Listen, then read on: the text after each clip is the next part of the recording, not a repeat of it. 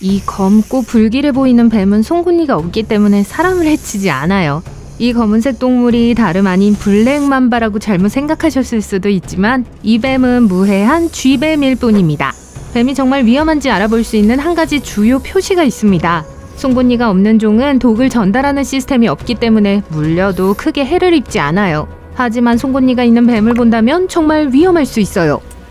뱀을 발견하시면 당장 자리를 피하고 야생동물 전문가의 도움을 받아 파충류를 식별하는 것이 가장 좋습니다. 다음은 뱀의 행동, 둥지 습관, 서식지를 관찰하여 두 종류를 구별하는 데 도움이 되는 몇 가지 팁입니다. 일부 뱀은 경고 신호로 꼬리를 흔들기도 해요. 또한 독사는 일반적으로 삼각형 모양의 머리를 가지고 있는데 반해 비독사는 둥근 머리를 가지고 있어요. 착시현상 시간입니다. 뱀이 보이시나요? 저 나무에 붐슬랭이 숨어 있으니 주의 깊게 살펴보세요. 이 미끌미끌한 동물은 변장술에 능숙하며 나뭇가지 인척하는 걸 좋아해요. 또한 붐슬랭은 후각이 좋지 않지만 공기 중의 화학물질을 감지하는 능력으로 이를 보완합니다. 혀를 사용하여 냄새 분자를 모아 입안의 감각기관에 대고 누릅니다. 이 뱀은 독이 있어요. 저 송곳니를 보세요. 하지만 송곳니를 사용하지 않을 때는 입안으로 깔끔하게 접을 수 있습니다. 방울뱀과 인간은 공통점이 있습니다. 둘 다 우리 몸의 케라틴으로 만든 액세서리가 많다는 점이에요. 사람의 손톱과 머리카락은 케라틴으로 만들어져 있고 방울뱀의 딸랑이도 케라틴으로 만들어져 있습니다. 이 미끌미끌한 동물이 내는 주요 소리는 인간이 손톱을 서로 비빌 때 내는 소리와 비슷해요. 하지만 이 파충류는 매우 빠르게 움직이기 때문에 거의 쉭쉭거리는 소리처럼 들리죠. 뱀은 탈피할 때마다 딸랑이의 새로운 부분을 추가하지만 뱀이 나이가 많을수록 더 많은 부분을 가진다는 뜻은 아닙니다.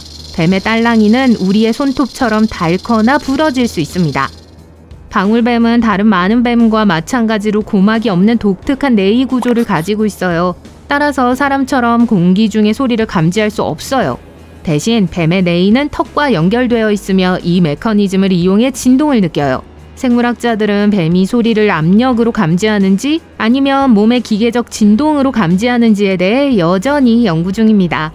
방울뱀은 또한 매우 선별적으로 먹어요. 배가 고플 때만 먹으며 성체는 보통 식사 사이에 2주 정도가 있어요.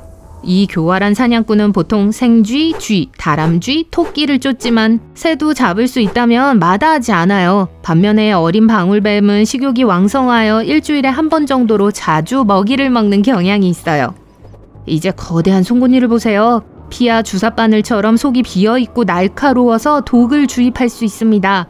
정말 멋진 점은 이 송곳니에 경첩이 달려있어 입을 다물고 있을 때는 위턱에 평평하게 놓여있다가 공격할 때만 수직으로 튀어나온다는 점이에요.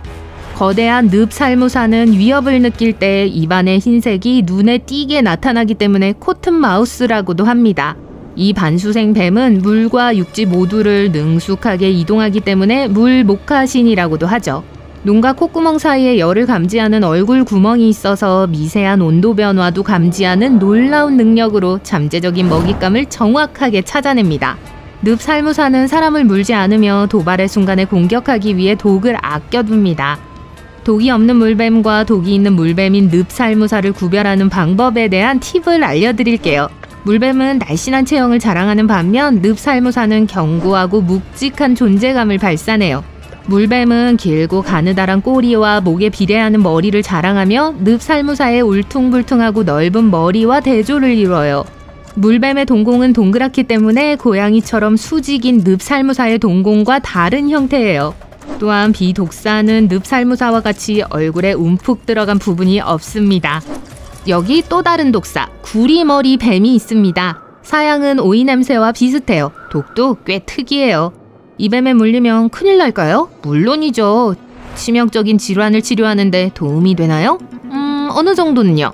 아직까지 100% 입증된 사실은 아니지만 과학자들은 오랫동안 이 이론을 테스트해왔으며 구리머리 뱀의 독이 일부 심각한 질환을 치료하지는 못하더라도 진행 속도를 늦출 수 있다는 걸 발견했습니다. 그럼에도 불구하고 미국의 모든 뱀 중에서 가장 독성이 강한 뱀이지만 물린 부위에 대한 해독제가 항상 필요한 건 아닙니다. 산호뱀은 수조붐이 많고 비밀스러운 동물이기 때문에 공격적이지 않은 것으로 알려져 있습니다. 산호뱀은 미국에서 발생하는 뱀물림 사고의 1% 미만을 차지해요. 산호뱀의 독은 신경을 마비시키는 신경독소이며 이빨이 작기 때문에 먹이를 씹어야 독을 주입할 수 있습니다. 산호뱀은 위협을 느끼면 꼬리 끝을 말아서 공격자가 머리의 위치를 혼동하도록 해요. 검은잎 만바라고도 불리는 신비롭고 매혹적인 블랙 만바는 바위가 많은 사바나를 고향으로 삼고 흰개미 무덤 근처에서 노는 것을 좋아해요. 회색에서 짙은 갈색까지 다양한 색을 띠는 이 동물의 이름은 입 안쪽이 검기 때문에 붙여진 이름이에요.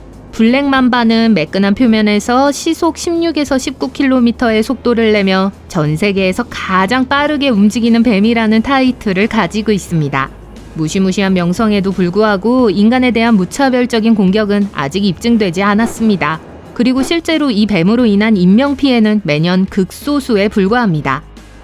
톱비늘 독사는 등골을 오싹하게 하는 소음을 내며 위협적인 모습을 보이는 매혹적인 능력을 지니고 있습니다. 비늘의 독특한 모양으로 인해 특히 무서운 방식으로 움직일 때 길게 슉슉거리는 소리나 지글거리는 소리를 낼 수 있어요. 이러한 소리는 뱀과 가까이 있는 사람에게 분명한 경고의 역할을 합니다. 톱 비늘 독사는 많은 사망자를 발생시키지만 치료하지 않을 경우 10% 미만의 치사율을 보여요. 이는 킹코브라나 블랙맘바에 물리고 치료받지 않았을 때 치사율이 훨씬 높은 것과는 극명한 대조를 이뤄요. 톱 비늘 독사는 극도의 공격성과 번개처럼 빠른 공격력으로 세계에서 가장 빠르고 예측하기 어려운 뱀으로 알려져 있습니다. 숲속에서 하이킹을 할 때는 뱀이 살아있는 것 같지 않더라도 함부로 건드리지 마세요.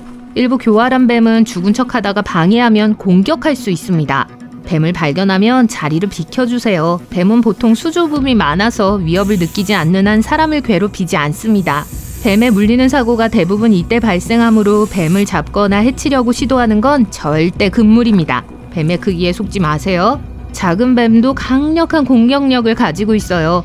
예를 들어 아기 갈색뱀은 독을 가지고 태어나므로 안전한 거리에서 감상하는 것이 가장 좋습니다. 매년 7,000명 이상의 미국인이 뱀에 물리는 피해를 입는데 이는 대부분 뱀을 잘못 다루거나 싸우려고 시도한 탓이에요. 이러한 행동을 피하고 물린 경우 즉시 의료진의 도움을 받는 것이 중요해요. 독사와 비독사를 구별하는 방법을 이해하는 것이 잠재적 위험을 평가하는 데 중요합니다. 뱀의 정체가 확실하지 않은 경우 전문가에게 문의하고 뱀이 무해해 보이더라도 절대 만지지 마세요.